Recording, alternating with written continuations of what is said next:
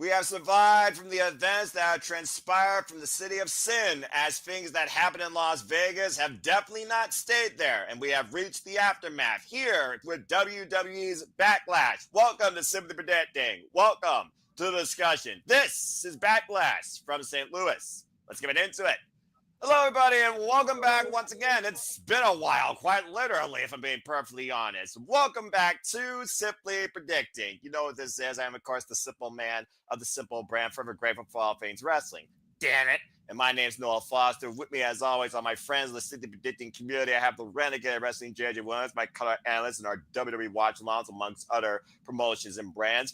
One of our best friends and supporters here, one of the leaders of some of the leagues at times too, and also survived WrestleMania live experience again. One of the Dominik's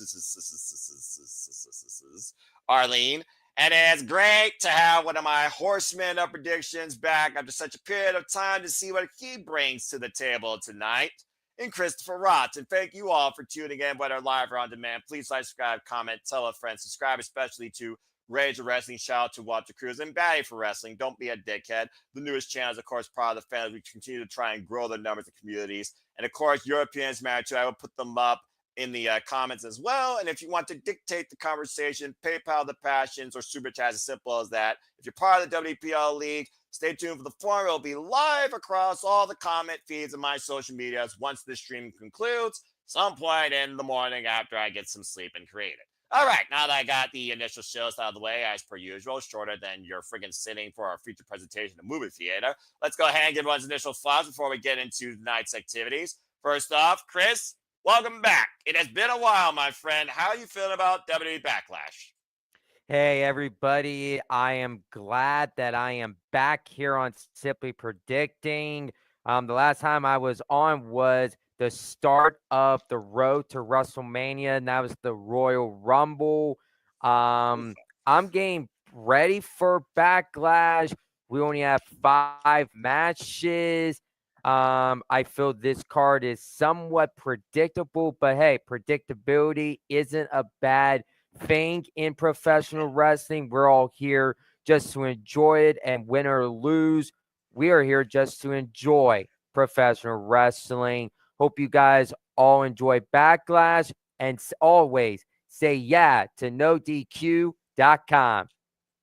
Bossman Aaron Riff approves as always, and it's good to have you, my friend. Of course, you participate in all the leagues. You're a great member of the No DQ Galaxy, and Emmanuel, you're freaking blowing it, man! I'm freaking talking like the freaking crab from Shark Tale, to be perfectly honest. Dadgummit. Nobody knows how to do anything right here. Anyway, all right, well, thank you for that, brother. That being said, he's always someone that I could depend on that is also reliable. He is the Renegade Wrestling, JJ Williams, in a new studio atmosphere that is slowly progressing. JJ, congrats on that continued progress, and it's good to have you back here once again. How you feeling about Backlash? I'm looking forward to it, man. I think it's going to be a good show. We've got some solid matches lined up, and just curious to see what everybody's thoughts are on this. Yeah, that's fair. And from one Dominguez to another, we got them both, folks. Buckle up. Oh, Lord. First off, Emmanuel, he says that as his tag name, but we all know that may not happen. But Emmanuel, how are you feeling about WWE Backlash? And I think your microphone's cracking. Unless you're doing popcorn. Yeah, you're Mr. Roboto. Okay, well, while he fixes that, let's go to the other Dominguez, because I know that her audio works fine. Arlene, good to see you once again. You and Emmanuel both survived Las Vegas. How are you feeling about Backlash? I think it's gonna be interesting. We were talking about before my brother joined in, how we're gonna make this go 3 hours, Mano, because no one wants it to be short predictions, and we don't want that to happen because he already said that he wants a short prediction. So we're gonna do the contrary because it's opposite day. So- Opposite day. Opposite day, they say. Bloody hell. Here comes the nightmare of the moderated friggin' madness I deal with on a perspective basis. Like he deals with the shenanigans once a daggone week. Damn it. Well, still appreciate you regardless. The things I do for friends. All right. Well, fair enough. Emmanuel, did you get your microphone fixed? Say something now or forever hold your peace. Think so. Can you hear me now? Yes, there we go. Okay. Now go ahead and talk about how you feel about Backlash. Good Yeah. grief. Because my headphones, it's supposed to be wireless microphone, but I guess it goes off. So Apparently. yeah. Anyways, about to say I give it a 6 out of 10 for pay-per-view wise. The card it is what it is. Like I hope people don't complain. This should have been like a Monday Night Raw type of scenario. Because most of the matches we already saw in a Monday Night Raw, like Penta versus Dominik Mysterio, and yet we're seeing this on a pay-per-view. So it's like one of those things we might get it great matches on the card, but on a long haul is one of those things where is this going to go for Money in the Bank and SummerSlam?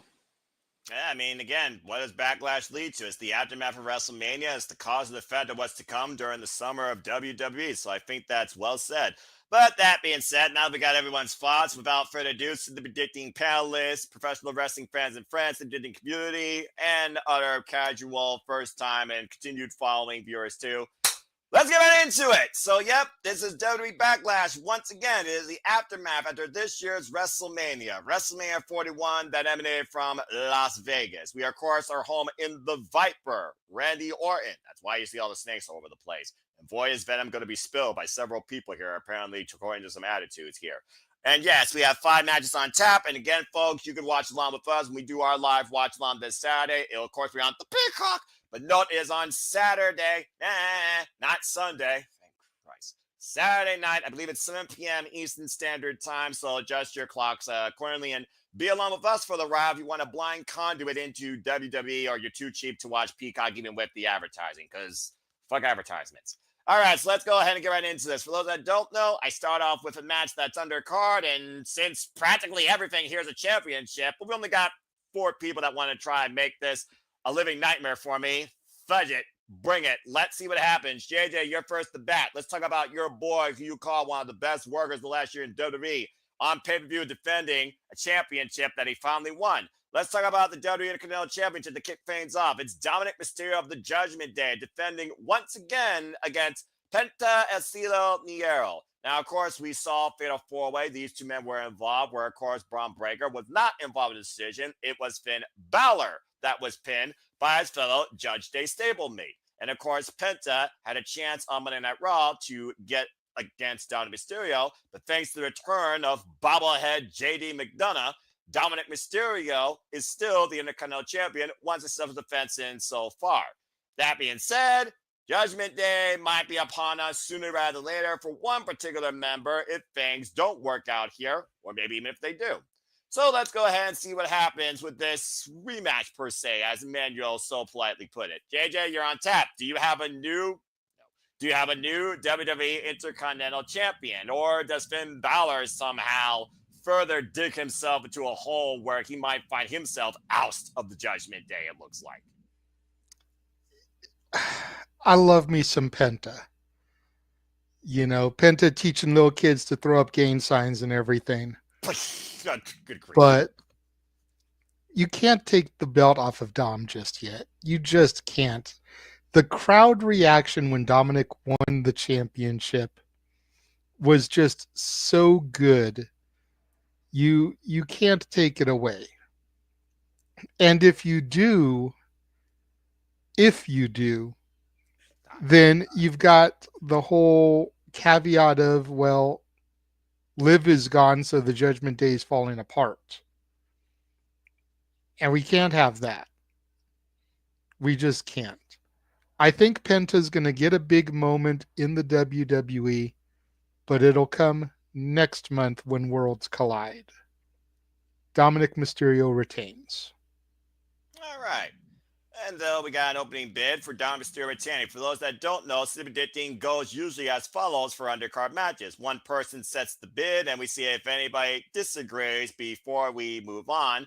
And since this is the opening match, and it's a mid-card title, I think it only makes sense because I would be absolutely shocked, even in a non-sober form that someone says something different regarding this championship, because I agree wholeheartedly. So that being said, it is a bid for Dominik retaining. Does You anyone- realize you just set yourself up for one of the Dominguez is to say something just because they're right gonna now. spite me, and I swear if you do this to spite me without logic, I will take you off screen. So Dominik Mysterio retains. Does anyone oppose? Going once, going twice. Yeah. I'm watching you. You're the mischief maker. I'm watching you. All right. That was easy enough. Very good. Okay. Arlene thinks your name is Bobby Lashley right now. Just I'm about to say, there's a friggin' fun of the vote of confidence. And of course, folks, you can stay tuned more of that when we cover Beach Break next week on our non-stop watch-along schedule. Good. So far, everyone is holding their best behavior and is acting smart. All right. Let's go ahead and move on. In what could be very predictable. What? Chris had his finger up. He wanted to say something. Go ahead. Well, we all agree that Dom's going to win. I have Dom winning and retaining the Intercontinental Championship. And with the whole entire Dom and Finn Balor stuff, we have to think about what was going on backstage on Monday night when Finn Balor had a conversation with Roxanne Perez. So is that going to happen down the road? We just have to find out and see, because I truly believe during the summer that Finn Balor is going to probably be the one to turn on Dom, and it's most likely going to set up Dom versus Finn Balor at SummerSlam for the Intercontinental Championship. It's a fair shout out again. 2-day SummerSlam. They're going to have to really stack the deck as high, if not higher, than WrestleMania if they're going to sell that stand, because Cardi B is not enough for me. Who the hell is Cardi B? Am I supposed to care about her? Oh, she's not a wrestler? Don't care. Anyway, all right, moving on. And I don't care who I offended with that either. Get a life. All right, let's go ahead and move on. Chris, you're up next. Let's talk about the Fatal 4-Way for the WWE United States Championship. It is, of course, the current champion, the Samoan werewolf, Jacob Fatu, defending against the McIntyre, Damian Priest, and, say it with me, L.A. Knight. Yeah. Very good. You are a latency feed, but that's all right. The WWE United States Championship is on the line. Of course, we saw at WrestleMania, he was able to successfully beat L.A. Knight and win his first singles title, even embraced his father Haku. Very touching moment. We've also seen, though, how Sikoa might be trying to dictate things here, more so for himself, maybe for the family. But again, he's off the leash, and no one's going to stop this guy. He's all gas, no brakes. So we're just going to throw the entire Demolition Derby at him, as, of course, Drew McIntyre and Damian Priest destroyed each other at WrestleMania. I thought Damian Priest lost his voice, but apparently not. So we have a Fatal 4-Way here. Now, you guys know how I usually feel about multi-person matches, especially triple threats. Buffer, fall person. Fatal 4-Way, you have an added element. You have some of the further development. Now, is it further development for the champion or for a rivalry within this, considering there literally is a rivalry within this? Grizzly Rods, you're on the ball for this. Do you have a new WWE United States champion? What's your prediction? Well, I'm going to tell you this. I feel this Fatal 4-Way match for the United States Championship, I feel it's going to steal the show on Saturday night. I personally believe this is going to steal the show. We got Jacob Fatu. He deserved to be the United States Championship. He deserves it. He's credible. He's talented on the mic. He's a werewolf. LA Knight, he had his time with the United States Championship. I feel it's time for him to maybe go up the ladder and maybe challenge for a world championship down the road. Damian Priest, I feel he's in this match just to take the fall. So Damian Priest is going to be the fall guy in this match. Drew McIntyre, I don't see him winning this whatsoever. I feel that with the reports going out that Drew McIntyre is set to go on a world championship picture down the road. I feel that Drew McIntyre is going to go for a world champion, possibly during the summer or the fall of 2025. So I have Jacob Fatu retaining. The fall person's going to be Damian Priest. Is other members of the bloodline going to be there, like Solo Sikoa, or maybe the impending return of Tonga Lola we haven't seen in a very long time. But I feel like the end goal with Jacob Fatu's United States Championship title rank is going to be in a match with Solo Sikoa, and I'm seeing that match take place at SummerSlam for the United States Championship. So Christopher Ross is trying to turn his resume in for a Triple H producer role to help book 2-day SummerSlam, and JJ will see you also in line behind him, but good luck to you both. All right, so we have Jacob Fatu retaining, and he basically picked the fall person. All right, I'll tell you what, it's the only match here without literally a one-on-one situation, and I'm surrounded by 4 people, so let's see how many different ways this madness can go. Let's get each other's thoughts as far as who you think is going to hit the fall and what could be next. What did I just open up? I knew I was going to get to this eventually, but I might as well walk in the madness before it bites me in the ass. Let's go clockwise. Arlene, you're next. What do you guys say regarding this championship match? To Chris's point, it does feel like tensions, I feel, have to be within the bloodline, and I do think Solo Sikoa is going to turn on his boy Fatu and has golden ambitions of his own eventually, especially if Fatu's more acknowledged than him, as we've seen late with W Universe. What do you guys say regarding this Fatal 4-Way Nights Championship match? Go ahead. I do think Jacob is gonna retain. I think that he will end up losing it. Maybe probably Money in the Bank is when maybe he'll lose it, and then maybe he'll be able to like get himself involved into the Money in the Bank match, and then that would be interesting. Um, but I think, eventually, like Chris said, I think Solo Sikoa is going to end up costing him the championship. Now, I don't think it's going to happen this pay per view. I think it's too soon to pull that trigger. I don't think they're going to pull it until the other Tomatonga comes back, and then he has both Tomatongas on his corner. Tongas. I don't know. I can't. Tongas. Just call them Tongas. They're the The Tongas. the Tongas. And That's and then yeah, in stereo. Good grief. and then yeah, I don't think it's gonna happen till the other one comes back. So I think he's retaining for right now. I think LA Knight's gonna be the one that eats the pin, unfortunately, on this one. And then they can continue the storyline where Damian's gonna be like, "Oh, I wasn't pinned. I should get another chance." And because like LA Knight's already gotten so many chances, I don't see Drew. If anything, like Chris says, I think he'll start going for the championship. But yeah, I think out of all of them, I think the one that's probably gonna eat the pin will be LA Knight. Okay, interesting. Well, I like the fact there is a differentiation as far as how the decision's rendered. Well, Emmanuel, considering that, yes, I know that Tonga Loa is injured. He's been injured for quite a while. We also know Drew McIntyre was literally last year's Money in the Bank winner. How well did that work out for him on the same damn night? I'm just saying. But that being said, what do you guys say regarding this Fatal 4-Way and basically the future of the championship? Go ahead. Let's see if you have something different to say than your sister.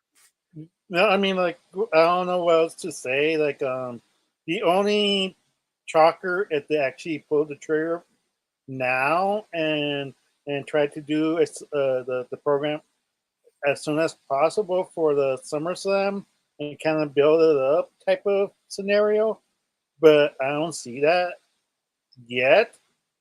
I mean, that's the only possibility that I could see that in the Fatal 4-Way, that either Priest pins, LA Knight, or LA Knight just pins Priest, and you continue that rivalry, the friendly rivalry per se, because Drew doesn't really need it. Because of the mid-car act, I'm not sure if there's any possibility of that. I don't see it, but you never know. I could be wrong for all I know. But yeah, the crowd's behind Jacob Fatu, and it's noticeable that he's gonna be the next Roman Reigns. Like he's gonna replace him at this point. That's a And hot take. Yeah, it's a hot take. Yeah, and I don't know what JJ is gonna say, but I want to hear his point of view. Well, I did save him for last because it's just the way the screens worked in this case. But let's see what he has to say, since you guys did talk about one of his friends, of course, in the fall. And we talked about this United States Championship and the Bloodline saga now for the last 5 damn years. So here we go again with the never-ending story. All right, JJ, it's on you at this point. So everyone's pretty much said the same thing, and I also do believe that Jacob Fatu is going to retain because, duh. But as far as what happens next within this field or beyond it, whether Solo Sikoa does start to come into play and you tease what could be ahead beyond Money in the Bank, knowing that Money in the Bank is next month, SummerSlam is in August. What has July got? Don't know yet. What do you guys say regarding the WWE United States Championship here and the men involved? I got to go with the lady of the panel. I completely agree with Arlene. Jacob's going to retain. And as much as I hate to admit it, my old buddy, Eli Drake, LA Knight is going to be the one to eat the pinfall. You've got too much going on with the Priest Drew thing right now. That's not fully done, I don't think. I agree. So that leaves them to brawl outside of the ring, maybe even brawl out into the fans, leave LA Knight and Jacob in the ring. Jacob takes advantage, gets the pinfall on LA Knight. It could even be something where Solo tries to cost Jacob, ends up getting LA Knight. Jacob takes advantage, but is like, what just happened here? To kind of start planting those seeds. Samoan spike from behind his back with a vulnerable person while the other two are brawling all over the place. To your question about what's in July, I haven't seen an official release yet, but the rumor is Night of Champions in Saudi. Okay, well, that did happen last year. No, 2 years ago. No, it was last year. Yeah, it was literally last year, to be fair, in about May. So I guess that would kind of make sense. And then that's why Crown Jewel is going to be in Australia, because they're giving them Night of Champions. Okay, I was about to say. Plus, the Rumble is going to be in Saudi, so they don't want 2 pay-per-views that quick.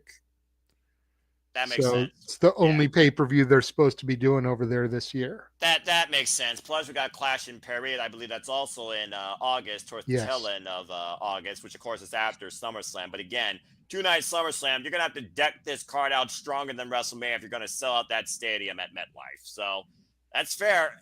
It's one of those things, though, where I do feel bad for LA Knight, but in a way, it might be good for him because I do think LA Knight's been way too tied up with the United States Championship lately in his career. He needs to go after bigger things in WWE than a Slim Jim sponsorship. We've already seen what he could do with the United States Championship.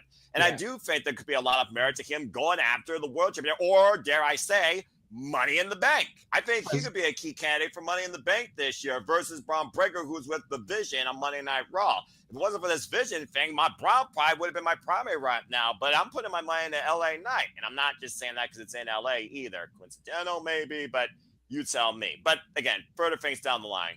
But yeah, I think you and Arlene hit the nail on the head when it came to who eats the fall, because if you looked at last year's Drew McIntyre's run, that storyline went 3 crazy-ass matches for over half a year. They just had their first one-on-one. So yeah, it makes perfect sense here. Further that rivalry, LA Knight, he eats the fall against Jacob Fatu. Jacob Fatu still holds on to the title.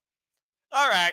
Well, let's go ahead and move on from there to the only match not regarding a championship. Emmanuel, you're on tap for this as we look and see who truly is complacent or who's going to get choked out.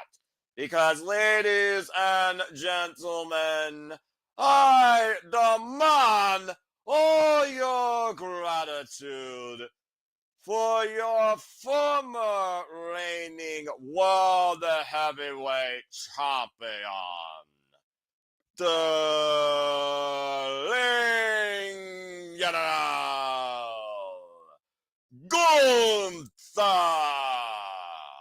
going one-on-one for the first time ever against Pat McAfee. And of course, this is his first match since losing at WrestleMania via submission.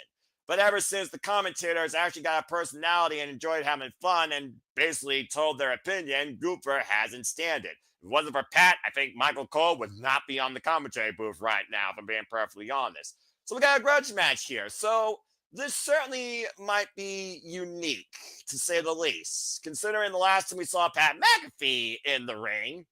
Anyone remember? Yeah, been a while. But also, the last time he was bottom of the ring, he won. But the thing here is we're testing Gunther a different way. While he's been champion over 90% of his entire career, what does he do when gold is not tied to him? Is he complacent like Pat McAfee said? Or did we just unleash something that's even far more dangerous for the entire WWE landscape and still prove that the match is sacred? Amanda, that's for you to decide. Who you got winning literally this grudge match? Who gets choked out? Gunther. I mean, that's that's the easiest question of them all. Gunther is gonna destroy Pat, but like, unfortunately, WWE has other plans. They gotta stretch the match. Unfortunately, trying to have a slight possibility that Pat McAfee might win against the Green General, but right now, that's not what Gunther needs right now. A lot of people have been criticizing him as the world championship. Like, it's been that lackluster. He doesn't have the killer instinct that he used to have for the NXT or UK in the past. It's like one of those things like, this match needs to be short and sweet. Pat McAfee just, gets destroyed, gets bloodied. Even if Michael Cole throws the white towel, saving his pal, like that's what needs to happen. Like, we need to see that, like, wow, like Gunther doesn't care who you are, what position you are. Once you're in this ring, he's gonna dominate you and beat your ass no matter what, and that's what needs to happen. But that's my prediction. So he's got Gunther bludgeoning Pat McAfee to the point that Michael Cole might throw the towel in to save his friend. Talk about making it personal, to say the least. And we've seen Joe Tessitore and Michael Cole able to hold it down on Monday Night Raw, so that's fair. Plus, Pat McAfee is not a full-time in-ring competitor. Just saying. Okay, so that is one for Berlin General Gunther. This match, again, is also the only match on this card not concerning a championship. But we're talking about aftermath, further implications. It does lend some food for thought when it comes to Gunther's future regarding WWE championships, or something even more. So let's go ahead and see what the rest of y'all have to say. Let's go around the horn. And this time we will start again, as I say, clockwise. JJ is already thinking, stewing, cooking, plotting, booking. Insert adjective here or verb. You be the judge. JJ, what do you guys say regarding what might be the most unique match on this card? And it's not even for a title. First of all, let me say, Lord, I apologize for what I'm about to put out in the ether, and nobody smite me if it ends up happening. Uh-oh. Noah, what if Goldberg comes out and helps Pat McAfee get the victory here? Oh, God! There's been a lot of talk going around about Goldberg having one more match to retire. Goldberg's a former football player, just like Pat McAfee. Goldberg and Gunther already teased some shit. In Atlanta, Georgia, not too far away from St. Louis, Missouri. Fuck me. Continue. So what if this match is being used as a way to set up Goldberg versus Gunther at SummerSlam? 2-night SummerSlam, first time ever. Need a huge marquee gimmick match to help sell tickets.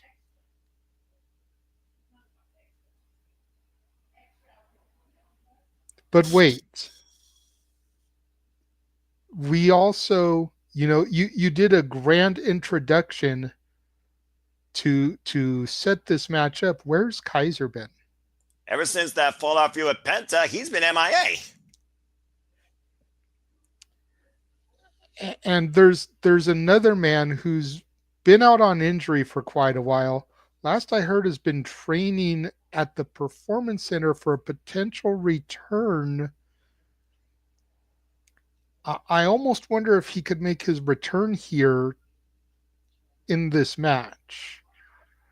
You might know him. I think he's called the Mad Dragon. Ilya Dragunov, I mean, one of the Gooper's greatest rivals, but also but wait, you're not trying to recreate Imperium, are you? Let me cook for a second, Noah. You love it when I do this. And you've given me the floor to do it, so I'm going to throw this out here. Ilya's coming back from injury. Vinci was released in the last round of cuts. Kaiser's been kind of floundering without a tag partner. Yes. So you put Kaiser and Dragunov together. Now you've got another tag team to go after the tag titles. Okay?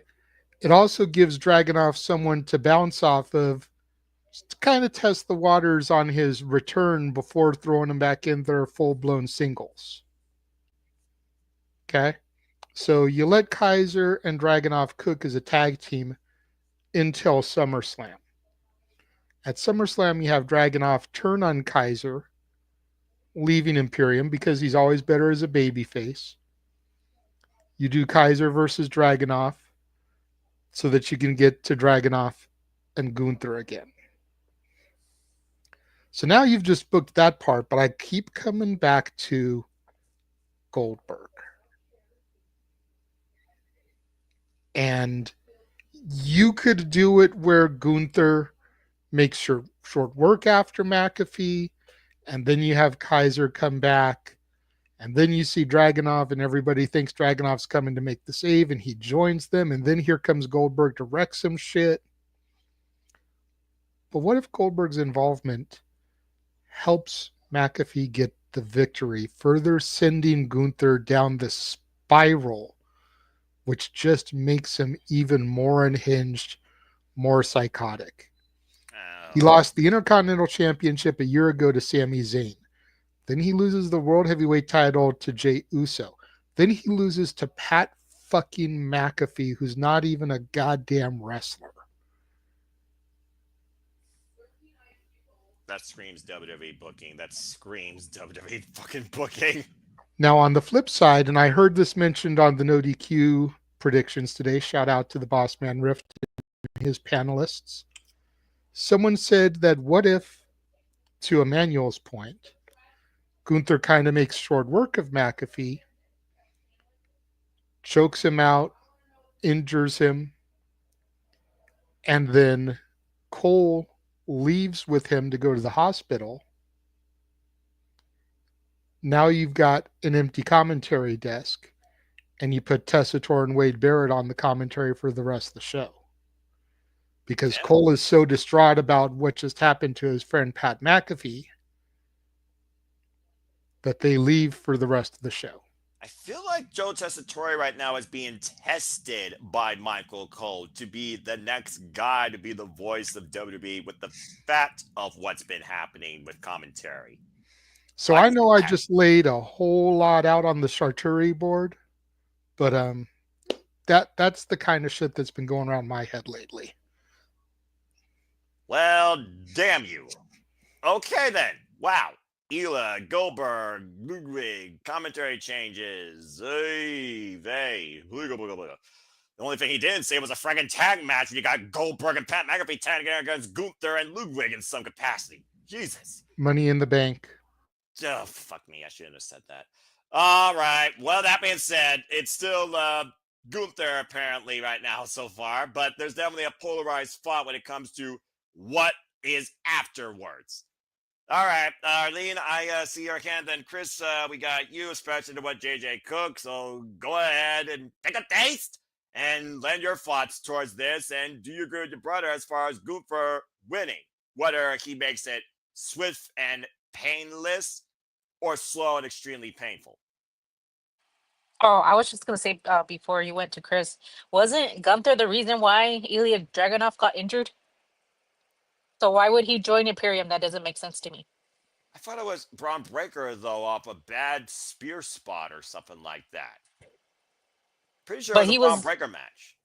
Oh, okay. Because I'm Yeah. like, if it was Gunther that injured him, that would make no sense for him to join Imperium. But I couldn't remember. It wasn't it during a Gunther match then? Correct me if I'm mistaken, good sir, as we follow Monday Night Raw as much as we can, but I was pretty sure that he got almost like, I think, a concussed protocol after a bad bump against Braun Breaker in a singles match. I don't recall Emmanuel saying Braun Breaker, but to Arlene's point, as far as it making no sense, it's just a clear-cut case of keep your friends close and your enemies closer. That also works, too, in the logic of guerrilla warfare, but continue. Oh, yeah, Gunther's winning. I was listening to the JJ said with the prediction people like with their predictions and stuff and how he was gonna go through all the commentaries and then he's gonna eventually end up with Goldberg. The flaw I saw in that was like people that actually don't like Pat McAfee, like let's say, oh, I'm just gonna throw a name out there, just Corey Graves is not gonna defend Pat McAfee's honor. This is And accurate. that was one of the names that was thrown out there.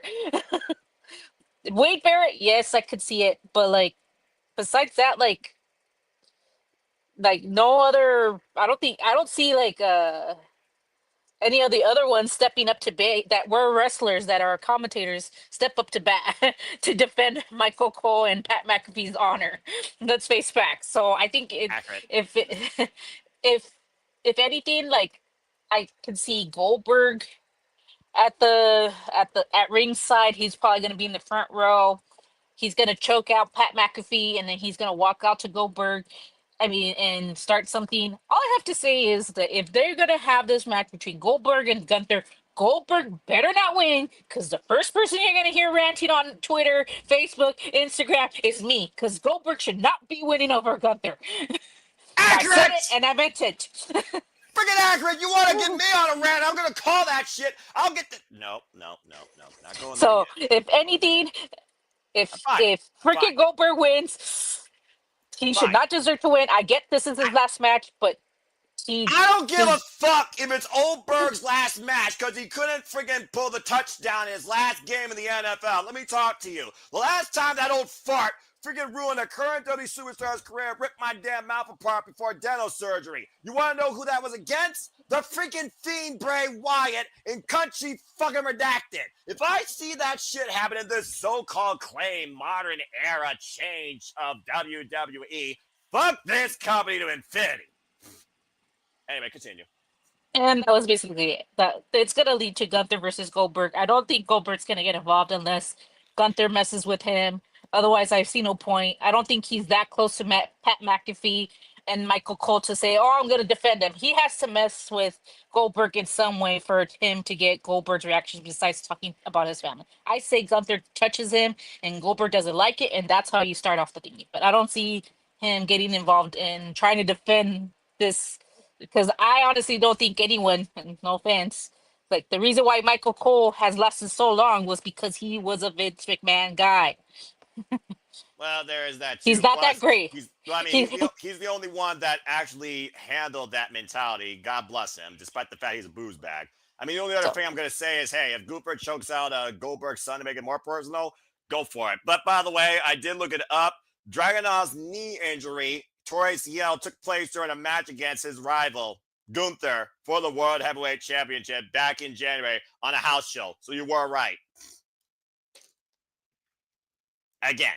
All right, man, I see your hand. Then we'll go to Chris, and I'm fine. Go ahead, Amanda. What do you got further to say? I was about to say, if Goldberg does win, man, WWE is really trying to ruin wrestling for everybody. Ruin, change, depends who you ask. For me, yeah, it ruins it. Okay. Hey, Jeff.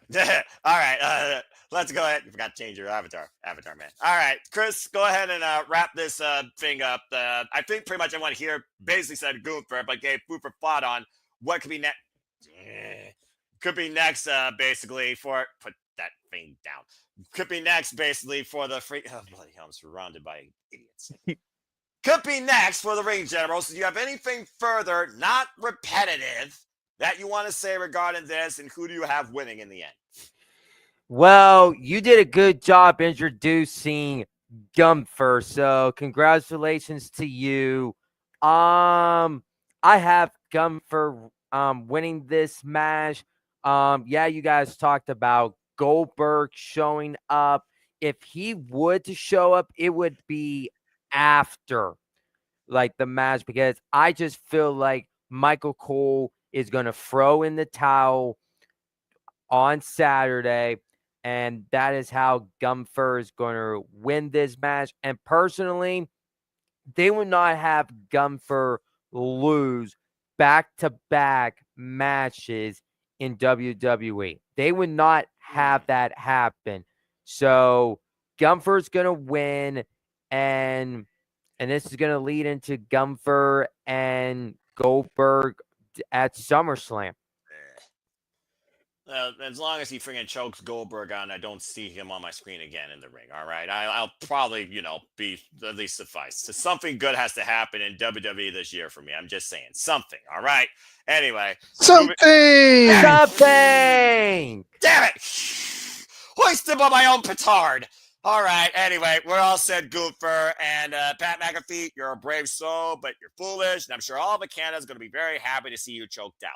All right, let's go ahead and move on to our semi-main, and how fitting, the only women's match on the card. The lady gets to start. Let's talk about the WWE Women's Intercontinental Championship as Lyra Valkyria defends the gold against what was once her idol, her friend, now her enemy, and looking to keep her in second. I pray to God she does. The man, Becky Lynch. Straight up, business has picked up, if you ask the man. Becky Lynch returned at WrestleMania and, of course, was there with Lyra Valkyria to win a moment, as we had Lyra 2 belts. And, of course, they beat the Judgment Day for all that was worth. Less than 24 hours. Because 24 hours later, they lost them back as Liv took the champion into oblivion, and Becky turned on Lyra, blaming Lyra for that. And we also learned that Becky, it was her all along that attacked Bayley. Why Bayley's been MIA. Crying shame. So that being said, we now have these two going one-on-one again. But this time is for Becky to make further history already as a Grand Slam champion. While she is not the first in the Continental, she very well could be the second or still hold second. That's what Lyra wants to prove more than anything else. And also the fact that Lyra made Lyra. Becky did not make her, despite the fact that everyone still thinks that Lyra's biggest moment in her career was winning the NXT Women's Championship from Becky Lynch. Jury's still out on that if you followed like Valkyrie for as long as I did in NXT UK. Black and red for life. Okay, Arlene. So far, we haven't had title changes, and so far, we pretty much gone with the status quo. So here we fucking go. What do you guys say regarding the WWE Women's Intercontinental Championship? Do you have a new champion? There, sorry, there will be no title changes. Lyra retains with Bailey helping her. This leads Bailey versus Becky. Probably Money in the Bank. But yeah, I don't see it like I don't think Becky and Bailey need the championship. It's a big match on its own by itself, so I don't think it needs a title. Becky doesn't need the title, honestly, either. So she doesn't need the IC title. She's too good for that. I mean, it sounds bad the way I'm gonna say it. Like she's too good for that title. She's not a mid carder. She's a main carder. So the fact, why would they give it to her? I know they're trying to establish that championship, but this title was meant to build someone to become a main Carter championship in the future. And Becky's already been there. So give it to a Roxanne or give it to someone else like Lash Legend if she just get called up. You know, someone like that that's one like that you're trying to build up as the next star. Don't give it to someone that's already a star. I know, like I said, you're trying to build this championship, but it's like Becky doesn't need it. I'm sorry. That's just my opinion. Whether I piss people off because I said that, I'm sorry. This is just how I feel. Thank you. First off, I love you for that because I agree. Because literally, Becky doesn't need the title. And again, a new title, build new stars. You're already at least the crop of stars you refuse to build. Why don't you do some with someone that still exists since the draft last year that you've actually pushed quite a bit on the main roster? And correct me if I'm mistaken, but I'm pretty sure somebody on this panel multiple times has tried to book Roxanne Perez versus Lyra Valkyria for this championship. Not that I'm putting out any names or anything, but very good, Arlene. So that being said, the opening bid, I didn't say anything. The opening bid is for Lyra Valkyria to retain the WWE Women's Intercontinental Championship. And ironically enough, considering this is probably the only match outside the main event that has any real build on this card, let's go ahead and get everyone's thoughts. We'll go this time counterclockwise. So from one Dominguez's to the other. Emmanuel, do you agree with your sister? Do you have Lyra retaining, or does Becky once again put her underneath her in her own opinion? Brother. Well, if people in the internet wrestling community doesn't want Becky Hogan, quote unquote, to win the title, then you have to predict Lyra Valkyria. She's the future of the WWE. Yes, we've seen Becky lose to Lyra. I think personally it has helped her feel like a bigger star than it is. I know people have been crapping about, Lyra not being a big enough star, and her higher reign has been like okay at best. That her promos need practice, but I disagree. Like I like Lyra. Like she's been trying her best to stand out from the rest of the. She's been the most effective draft call since last year from NXT. Yeah, exactly. And trying to be a different woman from the others, separate her from the other woman. And just the fact that if Becky wins it, like, I'm not sure why she would want to be in mid-card act. I guess to elevate the younger talent, but that takes her so far because yes, this is the problem with AEW within WWE, in my opinion. They have a veteran going over just rookies or younger talent, and you beat them, but you don't do anything with the upcoming stars that you're supposed to push. You do nothing with them, and then they get forgotten, and then lose to a bigger name that. But I feel like my sister is right. Like, give it to Roxanne or give it to Julia. Like, if they're gonna be main roster bound, that's the shoe in right there. Like Yeah, those are the two names that you need to give them to, because at this point, I'm not sure what they're doing with the NXT ladies, with Stephanie, with Julia and Roxanne. They keep putting them in NXT matches, yet they're in main roster matches. It's just one of those things. Keep them in one place. Yeah. Keep them in one place, and we kind of get a better idea as the fans, as viewers, what they're doing in the future. Because right now, as me, as a long-time viewer, it's confusing me. I'm not understanding the logics of them going back and forth. Why are you chasing for the NXT Women's title, and yet you're in the main roster going for a different title, or trying to make yourself a name yourself? It doesn't make sense. Well, again, logic and WWE wrestling in general don't go in the same sentence, but I still respect your opinion. All right, so we got 2 so far for Lyra Valkyria, 3 as well, because at the end of the day, Lyra, in my opinion, I would like to see her face Io Sky, but I want to see Lyra and Roxanne run it back. I want to see Lyra and Julia finally mix it up. Let Lyra continue building this title, considering the fact she had more competition than Chelsea Green had on that vacant SmackDown Women's division. Good luck with Selena. I'm glad she got her moment, but what the fuck you going to do with her? BFAB? Anyway, let's see what happens, all right? While the Raw Women's division at least has a little bit more depth to it, let the fresh competitor grow off the other. Shoot, Ivy now had one of her best matches this year because of Lyra Valkyria. Ain't that some crazy shit? And she's the only one that still standing back here as friggin' Devil's Kiss is a real move, not a dumb meme for somebody as idiotic as Booker T on commentary. Anyway, okay, so we got 3 for Lyra Valkyria. JJ, what do you guys say regarding the WWE Women's Intercontinental Championship? Go ahead and tell your thoughts. And hello, Ash. I agree with the consensus of the panel here. I think Lyra's going to retain, possibly with assistance from Bayley. I see both sides of the Becky debate, though. You know, now that these mid-card titles have been established, the Grand Slam parameters have been redefined. Mm-hmm.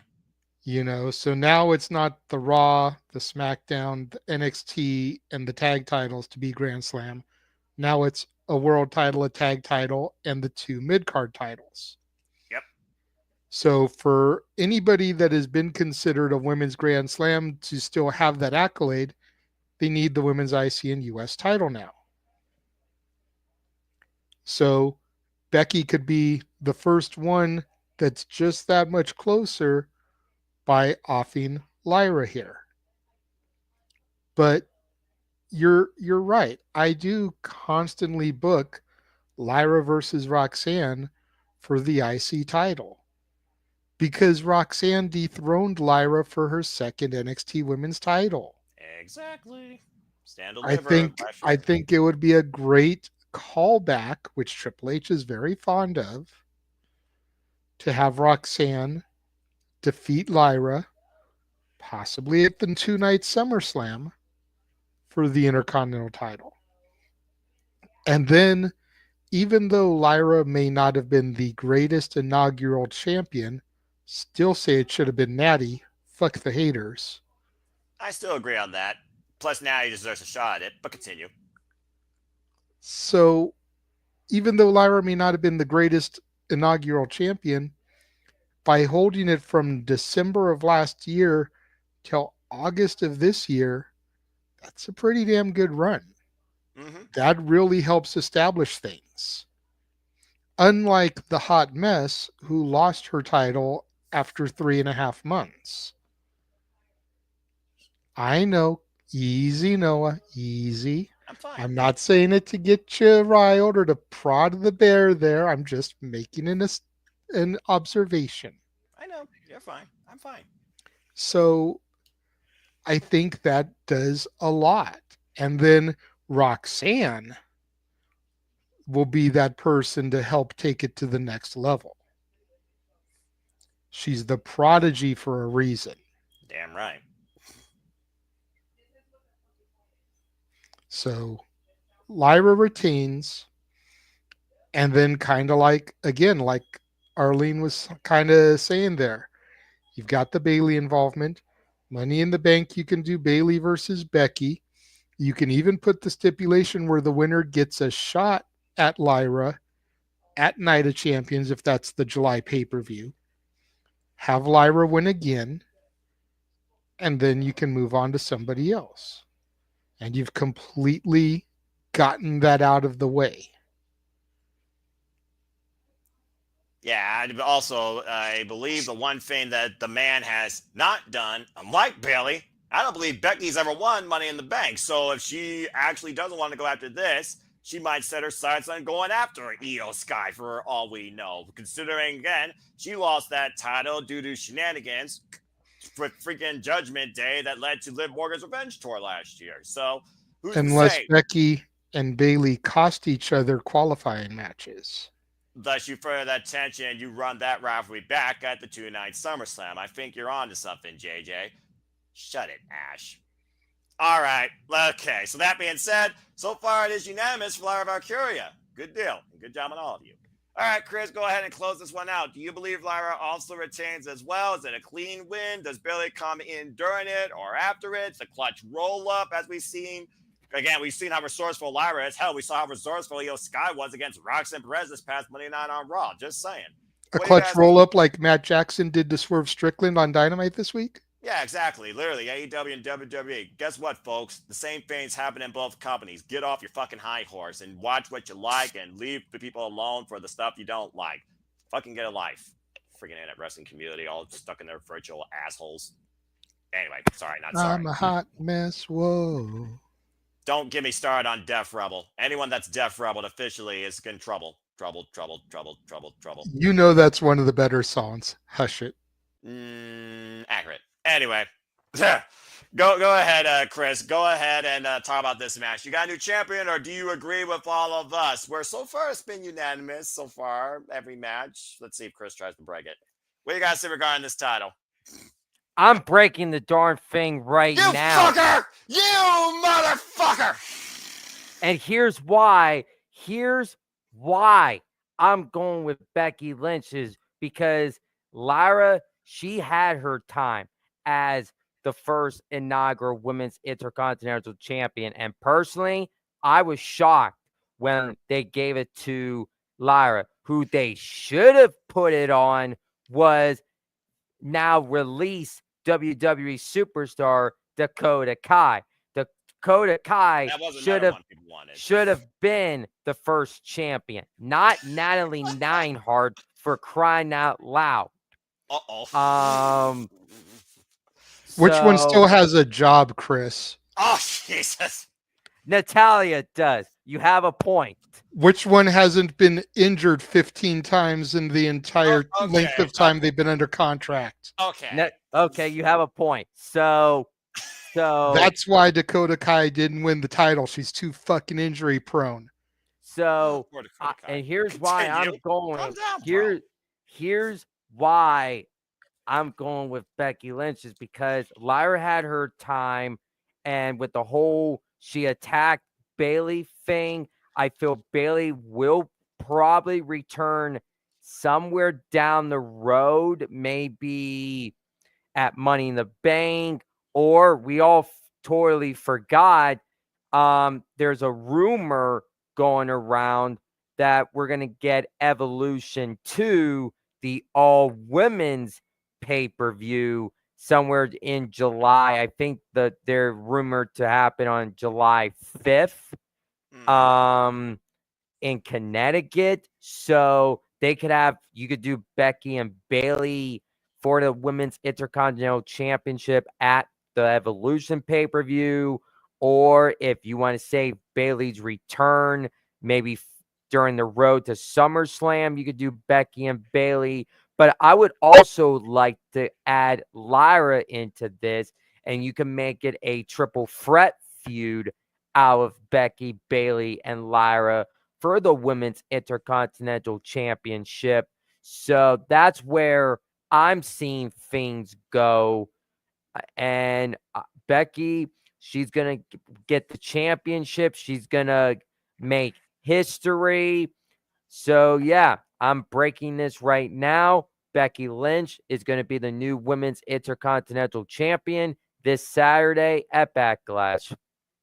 Well, I guess the whole world can't be on United Front 100% of the time, even on Simply Predicting on a show where it might be the easiest 5 points you ever made. Damn it, Chris. But fair enough. I respect your opinion. Okay, JJ, before we move on to our main event, I do see your hand and I acknowledge you, my friend. What do you have to say further regarding this and not the whole Natty Kai inaugural championship debate? So my question to Chris is, once Becky Hogan wins the championship, does she call for the guy at ringside to toss her some real American beers and Stone Cold toast in the middle of the ring? Oh, Jesus. No. I think Becky's more of a Guinness person also, to be fair, but that's a whole different conversation. I'm going off of the whole Becky Hogan comment. Yeah. She'll have her toast with some real American beer, brother, because that's a sponsor. I've heard about that. Y'all on the internet are fucking nuts, and the people that are conspiring this, let alone Becky Lynch, are also fucking nuts. Good grief. Okay. I'm going to stick to Mountain Dew, and Arlene, I see your hand up too. What do you guys say regarding this? And let me just go ahead and say 12%. Anyway, go ahead, Arlene. What do you guys say regarding this match any further? Jesus Christ. Yeah, that's how you piss off more fans. If she drinks beer, that's how she got pregnant the first time. Remember, she drank beers with Stone Cold Steve Austin. Then she got pregnant, and then she had to give up the title after just winning it Remember, she just had won it and she had to give it away because she got pregnant. Yeah, that's how you piss off more fans. She drinks beer again, she gets pregnant again, she has to give up the title. I want to see how many people are going to be pissed at Becky because she had to give up the She title because she drinks got pregnant again. She drinks beer and then got pregnant. I don't Win the think that's how title that works. so that she can elevate it, drink real American beer, get pregnant, surrender the title. Then the belt is back in irrelevancy. It's as cursed as the tag titles. I thought JJ was trying to make another shirt that ended in repeat, but okay. Thank you. Shush! Dadgummit! Oh my gosh, y'all are nuts. At least the And by the way, congratulations to El Grande Americano for becoming the Speed Champion. Justice for Chad. I mean, Chad should have been in that match. It's not. What are you talking about, Noah? It's El Grande Americano. Chad Gable was not in the match. I don't know what you're talking about. Why do you keep saying Chad Gable's El Grande Americano? I don't see the resemblance. Just like El Renegado de la Lucha Libre. Like, he looks nothing like me. I don't speak Spanish. It's freaking Ezekiel. I can barely order taquitos at a Mexican restaurant. I'm gonna avoid Cinco de Mayo for the rest of my life after this shit. And were you waiting for Ezekiel and Elias to come out during the Battle Royal after Elijah had his entrance? No, because I'm not going here with this. What, Emmanuel? Fuck. Just to specify with the beer drinking, there was that night when she drank beer. She was so drunk that Seth even said that she said it's time to knock me up. That's when she decided to become a mom. That's the story. So True story. That Seth thanks Steve Austin to this day about It's in him her having book. a girl. Yeah, It's in her It's true. book. Buy it. Read it. I wasn't making that up. She actually did get pregnant because of Steve Austin. Steve Austin was the reason why they had a baby. Oh my gosh, this is crazy. Okay, well, now you know, folks. Go read that book if you want. And the Speed title is so fucking irrelevant. It's a speedometer on a freaking cheap-ass leather strap. It means jack shit. He is freaking jack. Noah, what title is more irrelevant, the Speed Championship or the Women's Tag Titles? The women's tag titles are fucking on Raw. If that means anything, even if they're worn on a freaking shelf. Ugh. Ugh, fucking hell. They're both irrelevant. Okay, I'm gonna freaking lose my shit here. I've already lost my shit. I knew they were gonna do this. I knew it. They're freaking Americano. Every time, Americano. Fucking hell. Gracias. I wonder how much the El Grande Americano mask is going for. Oh, fuck me. You know, Chad Gable's such a good person, rooting for him, having his shirt, getting his name out there. Good for Chad Gable for sponsoring, El Grande Americano. All the other wrestlers should learn from Chad Gable and bring up this new wrestler and stuff. Dude, just imagine if he's double booked on June 7th. You have El Grande Americano on When Worlds Collide and then El Grande Americano in the Money in the Bank ladder match. I pray to God. Noah might have to call El Grande Americano twice in the same day. I'm going to literally lose my shit. And what if El Grande Americano wins the Money in the Bank ladder match?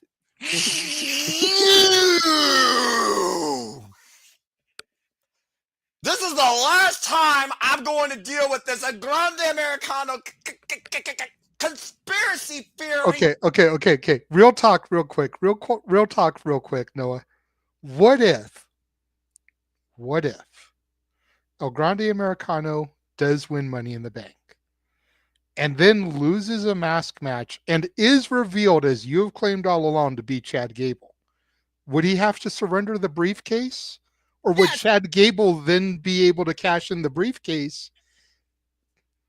This is something I would like to know, because El Grande Americano won it. If he gets unmasked to be Chad Gable, does he have to surrender the briefcase and nobody gets to cash it in? It's the same person. It's like revealing a superhero's identity. What the fuck are you talking about? Of course he would. Bottom line, you freaking cash in, you fucked unless you actually win. It's as simple as that. That's why Money in the Bank, it doesn't have a 100% win rate unless you're a fucking woman. Fucking hell.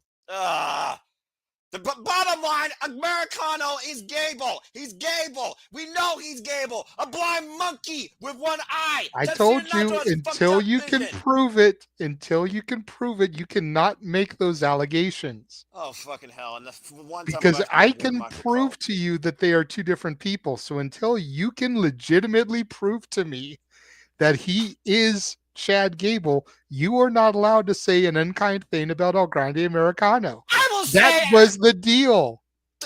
I will say every unkind thing under the freaking sun about WWE, Americano, Chad Gable, women's tag titles that I want, because this is America. Freedom of speech is a thing, and damn it, this is my show, and I will fuck this thing into oblivion if I want to. That being said, that's the last time we bring up Americano. So that being said, after that wild tangent, hope everyone enjoyed that and got your blood pressure up as much as I did when you're drunk or sober. Please like, subscribe, comment, tell a friend. This is the madness I endure on these panels, whether WWE, AEW, TNA, ROH, or fucking NXT. But let's go ahead and move on to our main event. And it is a beautiful madness there, Noah. The beautiful madness is Julia, all right? And this is not beautiful madness. This is redundancy. This is the never-ending story. This is my freaking life and my freaking anxiety at an all-time high over 9,000 because of you guys and this freaking Americano nonsense. But that being said, let's go ahead and talk about this for the last time. And guess what, Chris? You lucked out. You're first on this. One last time, it's John Cena as the final countdown on Wrestling as We Know It reaches its death note at the end of the year in December, unless the Viper Randy Orton seizes the championship from the last real champion. It's John Cena versus Randy Orton, insert number here, for the Undisputed WWE champion. Where in this bizarro world where I can't fucking prove that Chad Gable's Americano, apparently, Randy Orton is a babyface and John Cena is a heel. Yes, folks, this is 2025. Do not readjust your vision or your eyes if you're watching WWE for the first time after a decade. John Cena is a heel. Randy Orton is the babyface. We're in Randy Orton's hometown for the Undisputed WWE Championship. It is one last time. Okay. Fuck me. Chris, what do you guys say regarding this? Okay, first off, let's just fucking get it out there. If any of you fucking idiots say that John Cena's losing this title, I'm officially ending this stream. Chris, what do you guys say regarding this championship match as we continue in the final countdown of the remaining dates that John Cena says is the last real champion that we see? Go ahead. And we will go clockwise again. Arlene, Emmanuel, and JJ will send us home. Go ahead. I'm glad that I'm back on Simply Predicting. Oh, I'm sure you are. I'm sure everybody is. Damn it. Well, the last time I was on a panel video, John Cena is a babyface. Now with my return on Simply Predicting, John Cena is a heel.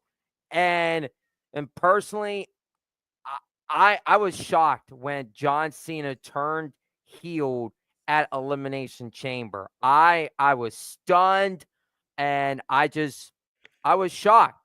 And now with this happening on Saturday for the last time, Cena and Orton, they're going to go out and they're going to put on a banger of a match. I've always enjoyed John Cena and Randy Orton's matches, and I'm going to enjoy it for the last time. Cena won his 17th championship at WrestleMania against the American Nightmare, Cody Rhodes. Hearing like rumors going around that is the American Nightmare, Cody Rhodes, going to be showing up Saturday. I know he's on the poster for Money in the Bank, and he's also rumored to be advertised for the May 16th edition of Friday Night SmackDown. So I personally believe Cody is going to return on Saturday, probably after the match. And I know later in the year we're going to get John Cena and Travis Scott teaming up in a tag team match. So about this pop culture transcendent WWE bullshit. So on a mood tonight. Continue. So, what if they surprise us on Saturday? Whack ass Is rapper. Travis Scott comes out, there's a ref bump, and John Cena wins with heel taxes. Both Cena and Travis Scott attack Randy Orton senseless, and we get the return of Cody Rhodes, and we get at Money in the Bank the tag match with Cena and Travis Scott taking on the team of Randy Orton and Cody Rhodes as Randy and Cody. They are reunited as Legacy, and they have that amazing callback when they were a tag team. And we have to give thanks for Randy Orton for putting on 20 plus matches, 20 WrestleManias in his career. And I'm officially going to say it. Thank God I saw Joe Hendry at WrestleMania. Stop blushing. He fucking said the name. You freaking his name and he appears. I believe in Joe Hendry. It's gonna happen eventually. So thanks to him, and Saturday, John Cena retains, and he continues his 17th championship reign. All right. I know you're going to be watching this thing all the way to the end of the year to see if anyone has that ruthless aggression to take this from him. Okay, that being said, we're doing as little as possible. And quite little retort there. Nice job. Chris has, of course, said John Cena will retain, but it sounds like he already set up the next chapter of this involving Money in the Bank. Let's go ahead now and see how you guys book this here. And again, the Master Chef, he has to do everyone else's dishes first. So welcome to Hell's Kitchen, JJ. Arlene, you're up next. What do you guys say regarding this match? What happens after this? Like my little headline that it says underneath my name, I have to hear my friend say how her band Cena beat my band Randy Orton for life. It was a long car drive home when Cena won the title. We got to meet Cena. Really nice guy, by the way. He was not in character. He was like actually being John Cena. But yeah, but he was a very nice guy and everything like that. But you talk about this Seal Kina. I'm sorry, like what heel um run is he going? He said he wasn't giving the fans what they want, but every pay-per-view he's giving them a t-shirt with John Cena's last place that he's gonna be here. Hey, the people are Insert foolish enough whatever to buy it. pay-per-view. Yeah. So I'm confused. I thought he said he wasn't giving us what he wants, and yet he's selling out T-shirts and stuff. Okay. Anyways, Reverse I psychology? don't think if you want to piss off fans and get more heat on Triple H because people already don't like him as it is, this is what I would do. Like everybody's saying, I would start this matchup where John Cena disqualifies himself, slaps the ref, starts running into the crowd. WWE logo pops out. Thank you for watching, you guys. And pay-per-view. That'd be the cheapest ending ever. That'd be hilarious. But how many people are going to be pissed? This is what we got. I paid, and how many people are going to be pissed? Because I saw the tickets, the cheapest tickets I saw for Backlash, Blood Nose were in the hundreds. That don't surprise me. I paid this much for Blood Nose just so that the match could end like that? This is what we get? You get your money's worth. Exactly. So it's like, if John Cena really wants to get that heel run, I would end the pay-per-view like that. I would talk to Triple H and be like, no interference, no nothing. I slap him, I start running off, and he goes up in the ramparts where it's all the other fans, and he's blowing Randy Orton a kiss just like CM Punk. Ending credits, and I get that this is how you end it. Like, is this how we're gonna end it, with just a disqualification? WWE logo pops up and the pay-per-view. I don't think Cody. I don't think Cody's not going to show up till the end of the year. I don't see him showing up till probably November. A lot of people are like, because supposedly he was supposed to show up last week in May, but now they're saying no, now this May. I think they're going to hold off on Cody until maybe November, October, November. He's not going to come back. Okay. And as for where this leads John Cena, maybe like since it's Survivor Series is going to be in Chicago, CM Punk is going to be next on the list. And how we get to CM Punk, I'm not sure yet.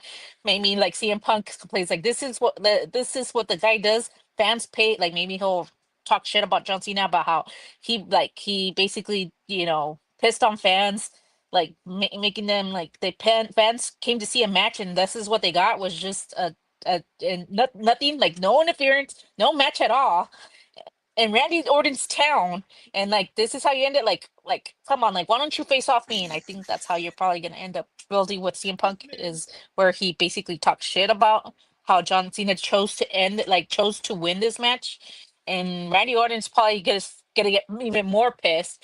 I love my man. I want him to win. JJ, you If y'all can haven't figured out book. by now, do you realize the folks that Arlene is a Randy Orton fan? I am.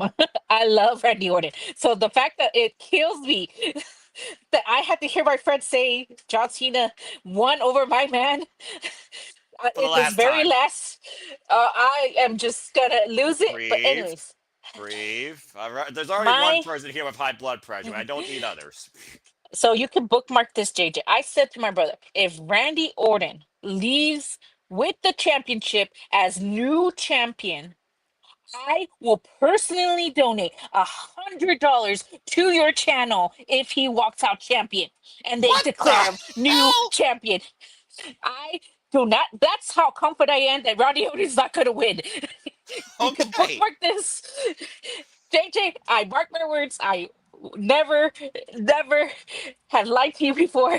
Bookmark this. If Randy Orton is declared a new champion, I will personally donate $100 to your channel. And you don't even have to do anything. I just donate $100. That's how confident I am that John Cena is going to retain. Shall I just say the word that I usually say for JJ? Quote unquote. Noted. And that being said, that is Arlene's retort on this match where 99.999% she is going with logic, if you could believe that, for a WWE match that John Cena will retain. But there is something deep down in her soul, 0.001%, that believes Randy Orton can actually win for the last time and become a 15-time world champion. And Emmanuel, I don't need to say anything to you because the name implies enough. I plead the fifth. The 2002 to 2016 crap all over again. And every year there was a different shirt too. So actually, he's not wrong. Now you just get a different shirt at every date. Tick, tock, tick, tock. The dates count down. Okay, so that being said, we know what both these wonderful friends are going to go, of course, siblings are going to go with, so I don't need to go to Emmanuel, because again, for those that don't know, Arlene might be the biggest Randy Orton fan here. This gentleman is the biggest John Cena hater fan we have here, and we're going to leave that alone. All right, JJ, it's time for you to bring it home, and I'll just simply say this. John Cena leaves with the gold. JJ, what do you got to say regarding this, and where the hell does it go from here, in your opinion? And did somebody beat you to the punch, unlike Walter Cruz? And again, shout out to the Rage of Wrestling, Walter Cruz. Please subscribe, folks, to my friends. Again, subscribe, Rage of Wrestling, Walter, your fucking graphic. Take care, brother. Okay, JJ, bring this thing home. What you got to say regarding this last time, John Cena, Randy Orton? First of all, let me say how hurt I am the fact that Arlene is making that declaration knowing damn well it's not going to happen. Because I could use that, but karaoke is a week away, so.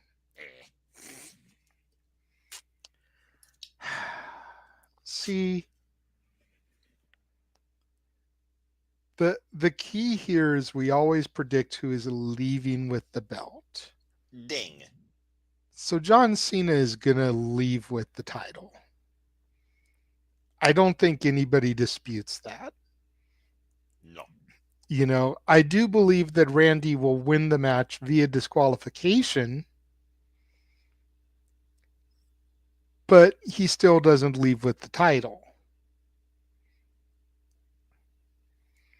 The only way I could see Randy leaving with the title, and keep in mind, this goes to the 0.0001%, but the only way I could see Orton leaving with the title is if they move the belt from Orton back to Cena, either Raw or SmackDown or Money in the Bank. Wouldn't be the first time they did some crazy stuff like that. Continue. Because even though John Cena is now a 17-time champion and has surpassed Ric Flair's record in WWE, you idiot. Continue. That's why I said it the way I said it, Noah. I know. But Flair's technically a 21-time champion and has started calling himself as much in interviews because of it. So you do this, then Cena becomes an 18-time champion. Then he becomes a 19, then a 20, then a 21, then a 22 by the time it's run. And WWE has been so petty that they get rid of Flair's real record too. It's Charlotte Flair and Sasha Banks all over again, 2016. I mean, realistically speaking, every pay-per-view Cena could lose the title and then get it back on the next Raw or SmackDown. This is accurate based on the number of dates, actually. So, how petty does WWE want to be? WWE could be petty as hell, but Paul Levesque is still a Triple H, is still a Ric Flair mark through and through.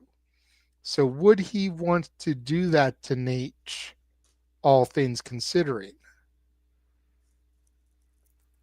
Or could Triple H get pressured from the powers that be to do that?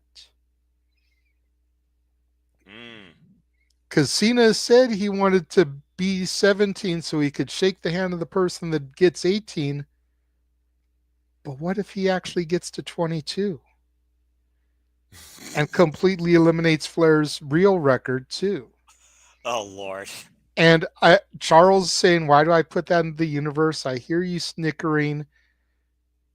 It's just something we've got to think about as a potential that could happen, knowing how petty WWE likes to be. And he does have over 20 plus dates left, so it's entirely possible he could do that. Now, personally, I wouldn't book it that way. Me neither. I would book Cena to run all the way through and lose it on his last date via Money in the Bank cash-in. Have him fight whoever he's going to fight on the final date, win, and everyone think he's taking the belt home like he said, and hit Mr. Money in the Bank's music, whoever it is. Be a hell of a way to bring in the new year. I mean, 2006, New Year's Revolution, it was literally John Cena's undoing after a freaking fight inside the chamber. So it'd be very poetic. That would be a telling. The end of Cena's first reign, yep. The end of Cena's final reign. Long. And you have Cena watching the entrance ramp for someone to come down, and they come from behind through the crowd. Or Triple H comes out there and tries to acknowledge him and pulls the freaking... There's always a plan B out of nowhere. Or he does. Nah, let's not run too many Vince-isms. Yeah, that's fair. Because Vince came out to declare that the briefcase was being cashed in when Edge cashed it in for the first time. The plan B was executed at Money in the Bank 2011. You know, let's not do too many Vince-isms. I could see Triple H still coming out, though, applauding him and then giving him a subtle suck it, saying F you, goodbye, and then bam, there's your attack from behind. But I see what you mean. That's the way I would book it, but it's always a possibility that they could be that petty to try to eliminate Flair's real record too. But Cena's leaving with the title, much like everybody said. And I think that despite the fact that Cena is trying to ruin wrestling, quote unquote. This could end up being one of the best matches in Backlash history. As 21 years ago, the man from St. Louis had what I deem as the best match in Backlash history against Cactus Jack. Bang bang. Yep. I still go back and rewatch that match. Again, it's one of my all-time favorites. You see, even the lamest name B, C, D level PLE shows as you know them still had one match you could be like, that match is going to stand the testament of this show's name because of what it did. And that match was definitively, definitively one of those in Backlash. All right. Well, that being said, John Cena hater. All right. John Cena hater. Not me. I'm kidding. Emmanuel, go ahead and how fitting. We're going to let the man actually get some words in because he pleased the fit, but now he wants to say something. So this should be interesting. So, Emmanuel, it's your favorite. What do you guys say regarding John Cena defending the WWE Championship against Randy Orton, the man that you literally saw and are going to see this Saturday in St. Louis, Missouri? I just gotta say two things. Okay. John Cena, you've been reviewing wrestling since your United States run. Which one? Which one? The first one. Well, it's the first one. I don't know if I'd go that far. Hang on. This is my personal opinion. Fair enough. I can see why you like them. I'm a Cena hater too, or at least I was for a very long time. But even during his first U.S. title run, I wasn't a hater.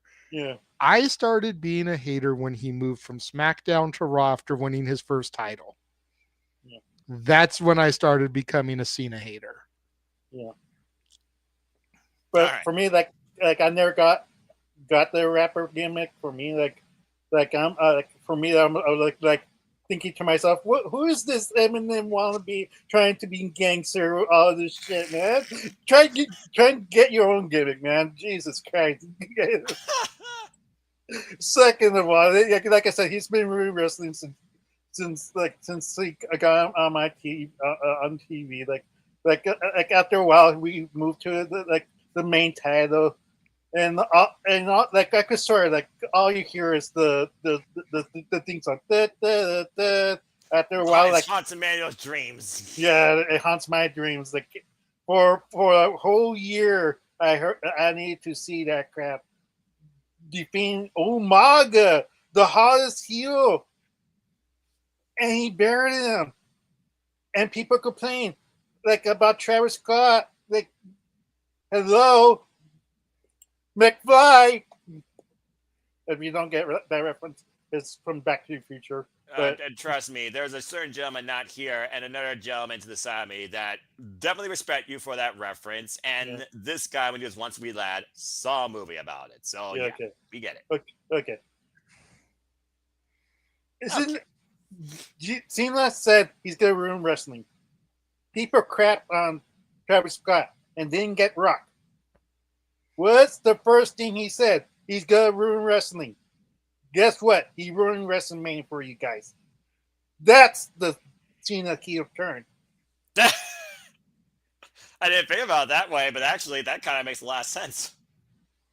Like people are crapping the main event of this WrestleMania, but they don't see the hindsight. He just ruined WrestleMania main event for you. Congratulations, John Cena. You did the impossible. That so many people did not see that. They don't see that. They want something else. And he encompasses with it. And that's the only approval I can give John Cena as a hater, that he actually gave that. And people needs to start to realize, just like my sister said, I wouldn't be surprised if in the beginning of the match, he just, does something to disqualify himself. He just walks away. And the pay-per-view. He doesn't need to prove anything. He already defeated Randy Orton already once. Why does he need to prove it again in his hometown? Again. Just to, get the same results again. For me, it's going to prolong it. It's going to be a Money in the Bank rematch. this time no disqualifications, like there's like a stipulation match, and that's where we're gonna get. I mean, hey, fair enough. I guess. I mean, it's their freaking, 79th encounter somehow with each other. Thank you, Stat Boy Mikey, for that. Okay, wow. I'm not sure what to say following that. Besides the fact that, regardless, we all say John Cena's with the goal. But it does then thought, though, when I do figure the fact that we haven't seen Cody Rhodes since he said, I'm sorry, boarded his bus, been no high nor tail or any word from him. It almost makes me wonder when he came back from the dead, like he, quoted like Superman, for example, went all black with his hair, got the better of Brody Lee and the dog collar match and won back the TNT championship.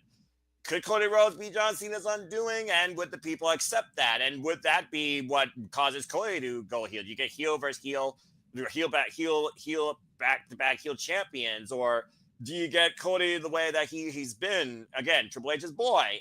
It is one of those things where I do think Cody Rhodes will play part in John Cena's last run, but I don't think he needs to take the title back. But I think the John Cena, Randy Orton, Cody Rhodes, Travis Scott dynamic, it lends a lot. I mean, we got Cardi B hosting SummerSlam. Who the fuck cares about that? So, I mean, hey, I wouldn't mind seeing Randy Orton punt that rapper. Almost said a bad word.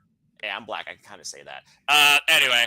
Sorry, not sorry. I wouldn't mind seeing Randy Orton putting that man's head off. Just saying. But yeah, it's just one of those things where it's like, the result, but is the aftermath going to be memorable? Is the tease going to be memorable? Is the backlash from Backlash going to be memorable and cause people to tune in to Monday Night Raw or Friday Night SmackDown, where literally SmackDown has only one match here?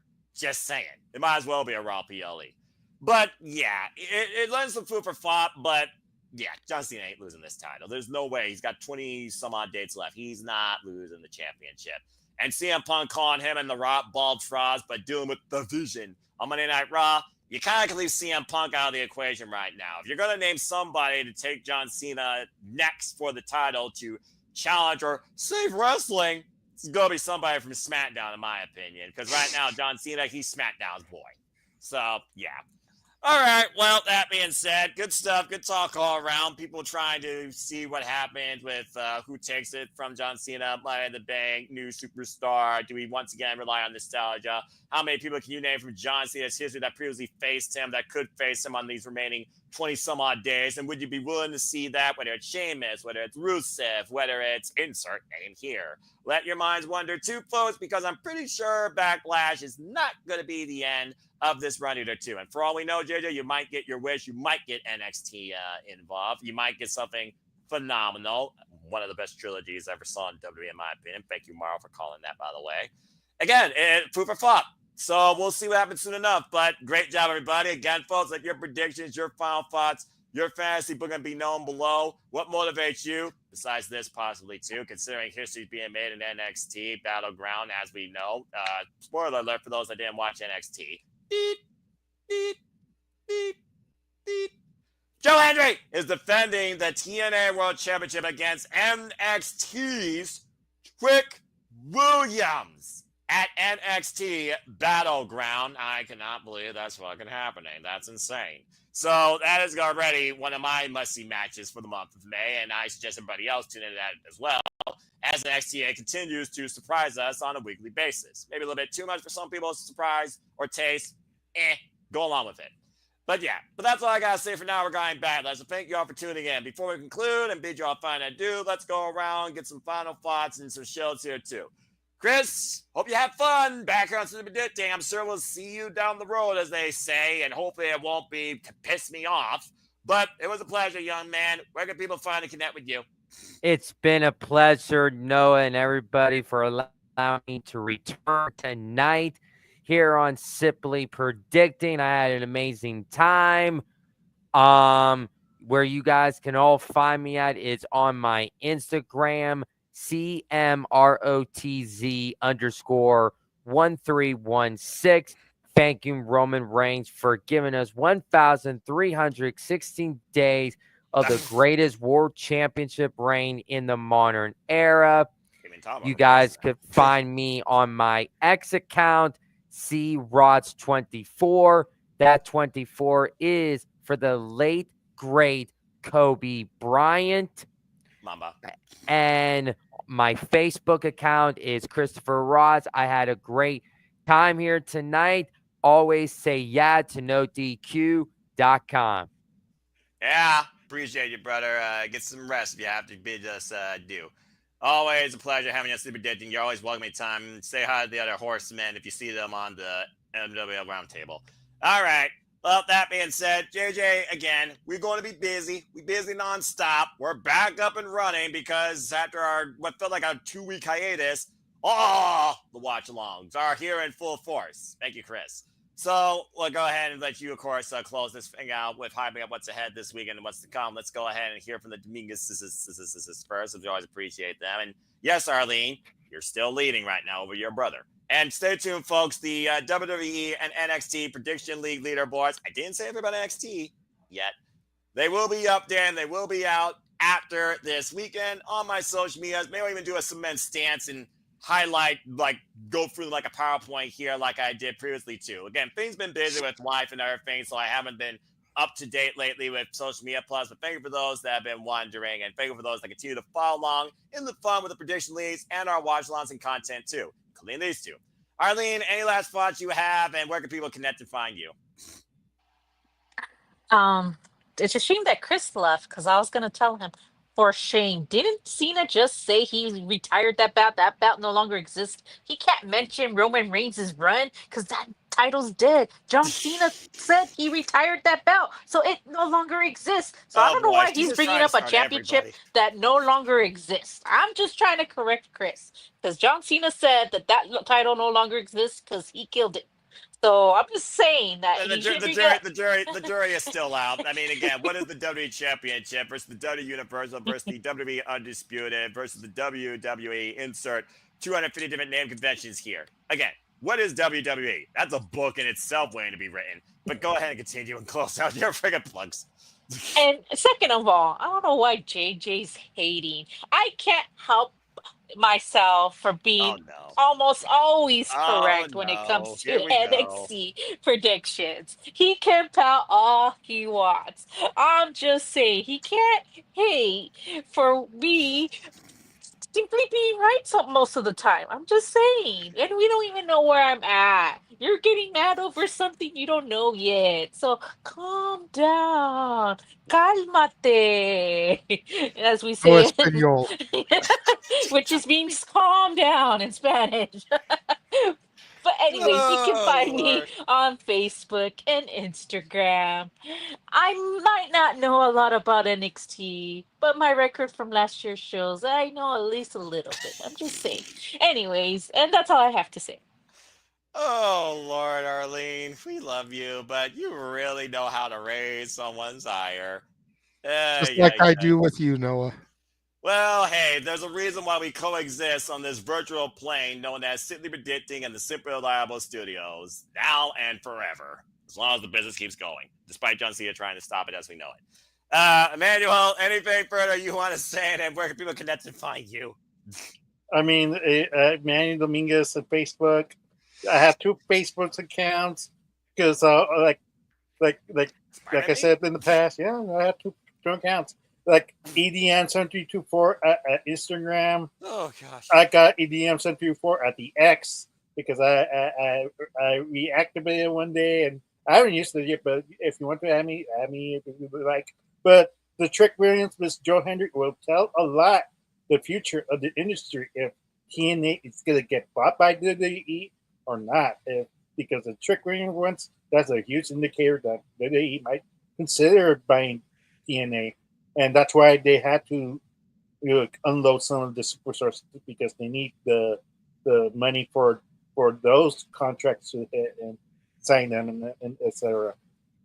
It's not like they got more than enough as it is between Evolve and NXT, but that's a whole different conversation. When there's day and age of the business, you have way more freaking quality developing at such a young age prior to the age of 18 where the quantity and the quality does not match up to what the business can actually maintain and pay for, apparently, on the grandest stages. Go figure. Anyway, thank you for that, Emmanuel. And I think he still has his arms crossed, by the way. Charles Arlene really ticked him off.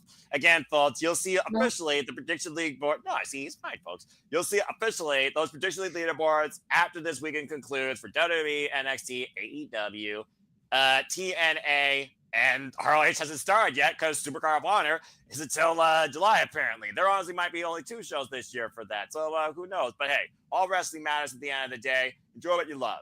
And you stop it. You stop it. You stop it. Damn it. But I do agree. Subscribe to Rage of Wrestling. Walter Cruz, we love you too, brother. And soon enough, we'll level up with the gaming content as well. All right. Well, JJ, again, we're always in this thing through it all, no matter what. And I know that you got stuff going on for you too. So much in and out of course, what we do here on YouTube. But go ahead and tell where the people can find you. And good Lord, man, you're freaking graphic. Even with the fact she's not in WWE anymore, you still haven't changed a bit. You can find me on Instagram, the Renegade JJ Williams, YouTube Casa D18 Studios. Subscribe. XROWJJ Williams and Casa D18 Studio. Subscribe. Singular, not plural. Casa D18 Studio is where you'll usually find me hosting the spaces or participating in the spaces on X. We got a lot of stuff in store. New Japan Resurgence watch along tomorrow. I believe that's going to be you and James on that one. Oh, okay. Only because I have no way to see it. So, well, I'm home, I'd be able to participate, but I have no in to see it. So, well, here's the thing. Hi, Jeff. The services are getting smarter to us. For those that don't know, the only way you can watch Resurgence is purchasing it through njpwworld.com. You don't even have to be a subscriber. You have to purchase it, and it's one device, literally, for a watch. So if anyone's going to watch it besides me, y'all got to purchase yourself. Fair enough. Continue. So there's that. There's obviously Backlash on Saturday. Shenanigans on Saturday. Nothing on Sunday. Thank Christ. Jesus. And then go into the rest of the week. Unfortunately, I won't be there for Backlash. That'll be you and James as well, unless Walter's back. I don't know his status when he's returning. Right. So that'll be you and James for Backlash. Okay. Just saw the schedule get posted, and I have to work for Battleground also. Damn it. Damn it. So that's Battleground and Double or Nothing the same day. Hopefully we'll have enough on our team where we can do the double coverage. Otherwise, you got to pick which one we're going to do. Don't make me choose. Freaking Matrix pill, red pill, blue pill. How dare you? Fair enough. But yeah, I'll be off for Under Siege. I'll be off for Saturday night's main event, but they have me scheduled for Battleground. So unless I can swap with somebody and, take Friday Under Siege, then maybe I can work something out. But that schedule just got posted. Got plenty of time to figure it out. You got, but it's all a matter of timing, just like anything else. As far as who wins leagues and what happens during shows and who does great for predictions and how you handle what you watch and how you handle what you scroll and see on your damn phone. Although some of you people need to work on that far more than others. Just saying. And of course, then we'll be having some conversations off air about not necessarily retro watch-alongs, but doing watch-alongs like a couple of days late, because Reality of Wrestling is doing a show on Saturday as well, and that's where La Princesa is going to get her hands on Queen Charmel. So I know we want to do that show as well. All the wrestling, as we do. And Ash, I more than welcome it. And again, folks, please, don't be a dickhead. Subscribe today to Bad for Wrestling. She's going to be putting out content soon, including, I believe, AEW reviews. So please become part of Batty's Army today. Be a young punk. And again, Ash, if you can, We'd love to have you part of the fun. You did a great job with Prestige. I looked at a little bit of y'all's work. Again, I love how everyone's just coming to their own and having so much fun with this. All right. Anyway, well, thank you, JJ. And again, folks, you know me. I keep it simple. You want to follow and engage with me? What all I do is host this madness and deal with other people's madness on a weekly basis. Things I do for friends.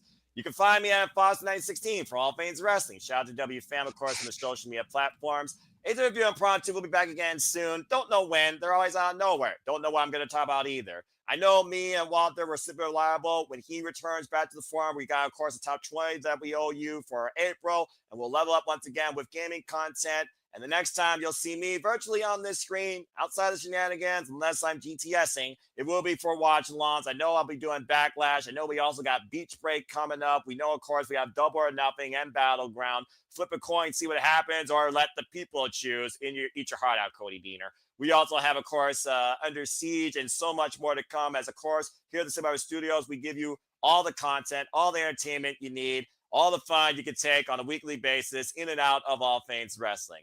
And DJ Mutt King, definitely appreciate you following along. And Charles, appreciate you too. And again, folks, X, YouTube, that's how you keep a prediction link forms. I post them on both on my social medias. I give you a deadline. And of course, you have 30 minutes before the show goes live to make your predictions final. The form will be out literally in the morning, so please stay tuned. It will also be in the comment sections down below of each of these live streams too. Indeed. The wrestling. And that's really all I got to say here, too. Appreciate you always. But as always, I'd like to conclude, there are no winners, no losers, no betters, just fans with opinions with this passion we all share. At the end of the day, folks, support one another, respect each other, protect your mentality, too, treasure your families, no matter if they piss you off, because that's just human nature.